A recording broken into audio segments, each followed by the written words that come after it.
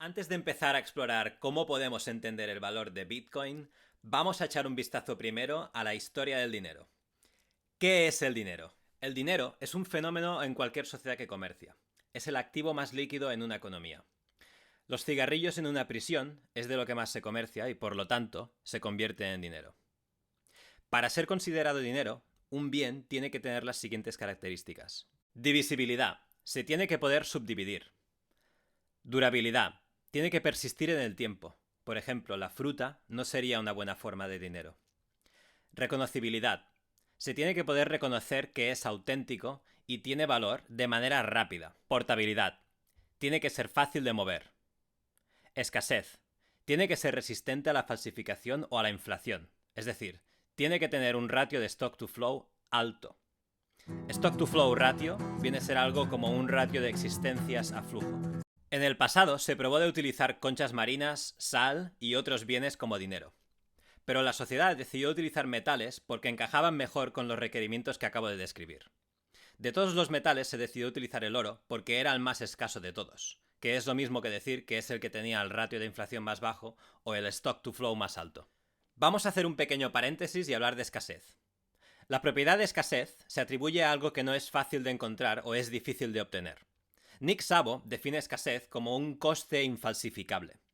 Muchos bienes de valor son escasos porque originalmente eran caros o porque ocurrieron por una coincidencia que sería muy difícil de repetir.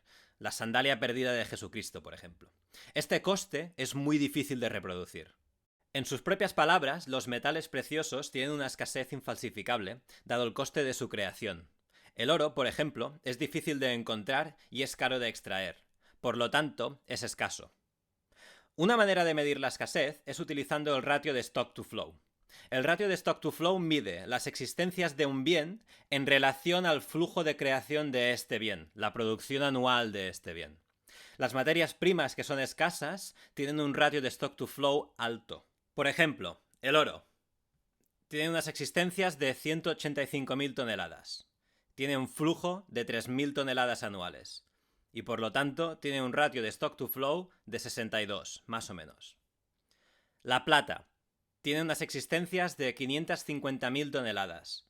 Tiene un flujo de 23.000 toneladas anuales y por lo tanto tiene un ratio de stock to flow de...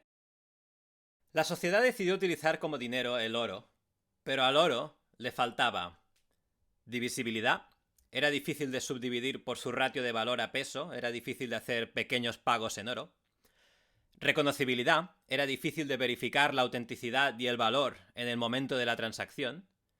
Y portabilidad, el oro pesa mucho y por lo tanto era difícil y caro de manejar. Con el tiempo, se crearon monedas respaldadas en oro para cubrir los casos en los que no era viable utilizar el oro físico.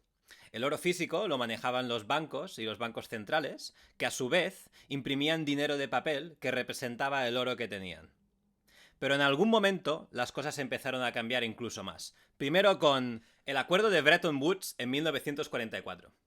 A partir de este punto en adelante, todas las monedas en el mundo pasaron a tener un cambio fijo con el US dollar. Todo el mundo acordó mantener un cambio fijo de su moneda con el US dollar. A la vez, el dólar americano mantenía un cambio fijo con el oro. A efectos prácticos, lo que eso significó es que la Reserva Federal, que es el Banco Central de los Estados Unidos, pasó a ser el Banco Central del mundo. A raíz de este cambio, la demanda de dólares americanos incrementó, la Reserva Federal empezó a imprimir más y más dólares, y esto nos llevó al choque de Nixon de 1971. En este momento histórico, los Estados Unidos eliminaron la reembolsabilidad de oro a cambio de dólares. Eso pasó después de que Alemania y otros países quisieran repatriar su oro y se dieran cuenta de que no había suficientes reservas para cubrir la cantidad de dólares que se podían intercambiar. Por lo tanto, los Estados Unidos rompieron el cambio fijo entre el dólar americano y el oro. A partir de este momento, el dólar americano, y por lo tanto el resto de monedas, dejaron de representar fracciones de oro. Desde 1971 hasta el día de hoy, el dinero que utilizamos tiene valor porque los gobiernos dicen que tiene valor y podemos pagar impuestos con él. Pero el dinero que utilizamos hoy no está respaldado por ningún bien escaso. Por lo tanto, hemos pasado de una moneda elegida por el mercado libre, el oro, a una moneda fiat controlada por un monopolio, el Banco Central o el gobierno, y sin ningún tipo de respaldo. Este cambio en lo que utilizamos como dinero externaliza el coste de la inflación a la sociedad y beneficia a algunos pocos de la cantidad ilimitada de dinero que se imprime. La inflación suena bien al principio, cuando el valor de tu casa sube o tu salario sube, pero ¿suben en términos reales? No. Si quieres explorar más sobre lo que implicó el choque de Nixon de 1971, te invito a visitar esta web, whatthefuckhappened1971.com o wtfhappenedin1971.com. Por ahora, lo único que haré es dejar aquí algunos de los gráficos más destacados en silencio, para que los puedas ver con tus ojos y pienses.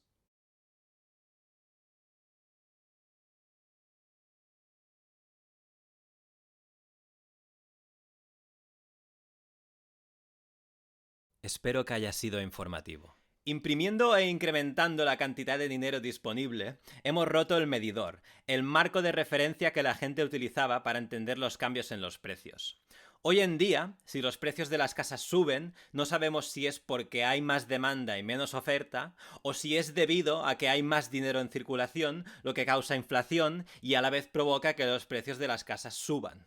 Este es el dinero que tenemos hoy. Teniendo esto en consideración, cuando analizamos Bitcoin como dinero, lo que vemos es que encaja a la perfección con las 5 características que he comentado antes. Divisibilidad. Un Bitcoin puede ser dividido en 100 millones de satoshis o sats, y se podría dividir en unidades más pequeñas si hiciera falta.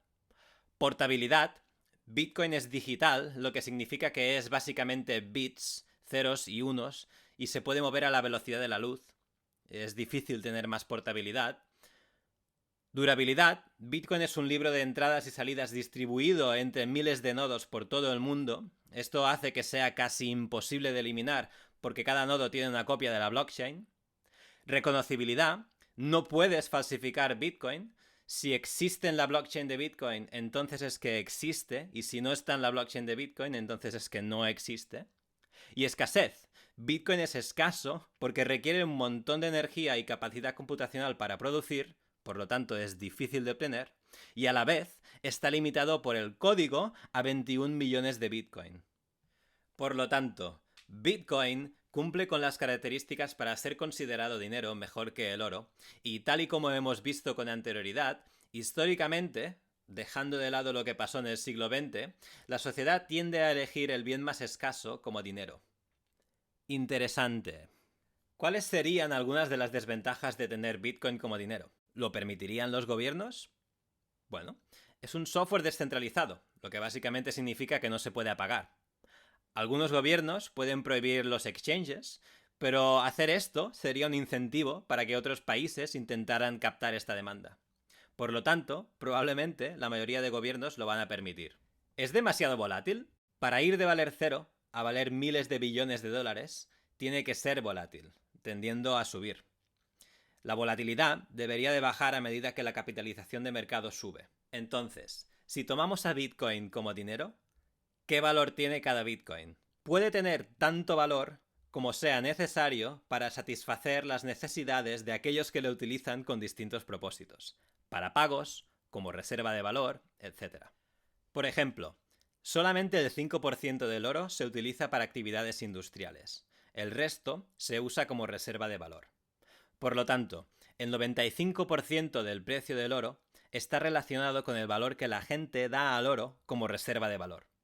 Del mismo modo, el 100% del valor de Bitcoin está relacionado con el valor que la gente le da como reserva de valor. ¿Cómo podemos poner esto en números que todo el mundo pueda entender? Como, por ejemplo, dólares americanos. Bitcoin tiene unas cualidades monetarias mejores que las del oro, como hemos visto antes.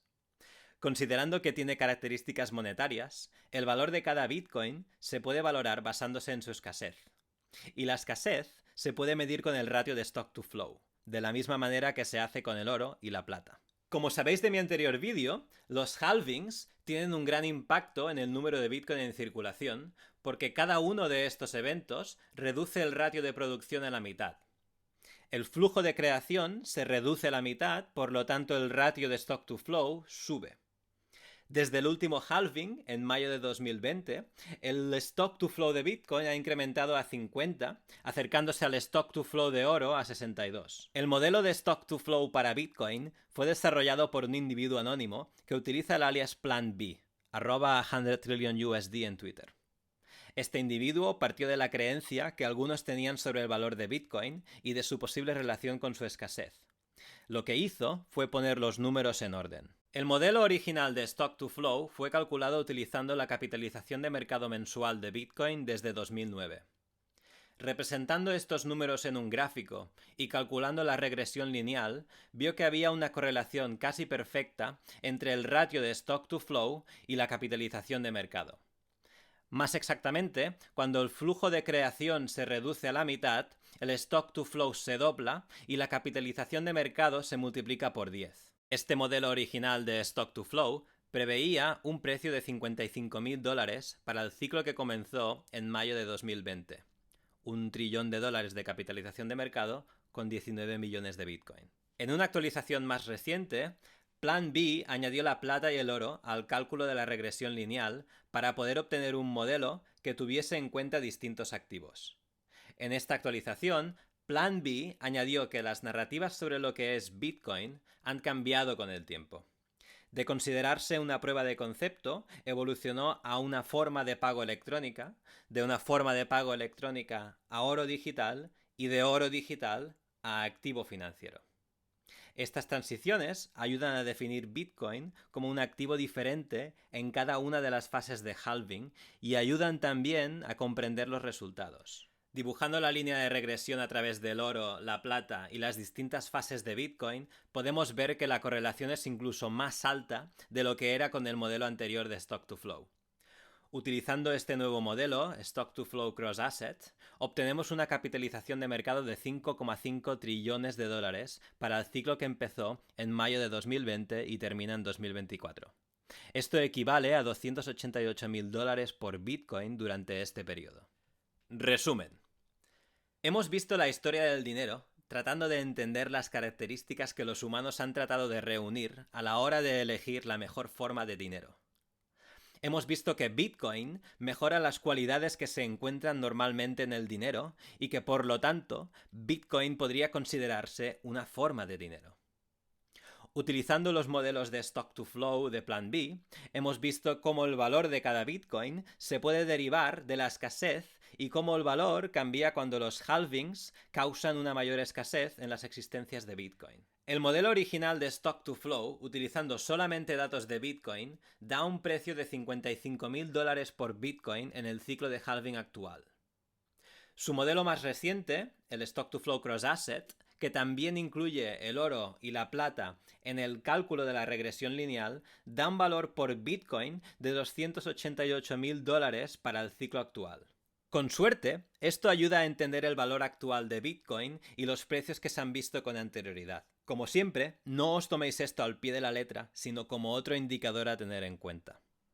Como el gran Nassim Taleb dice, todos los modelos están equivocados, muchos son útiles y algunos son mortales.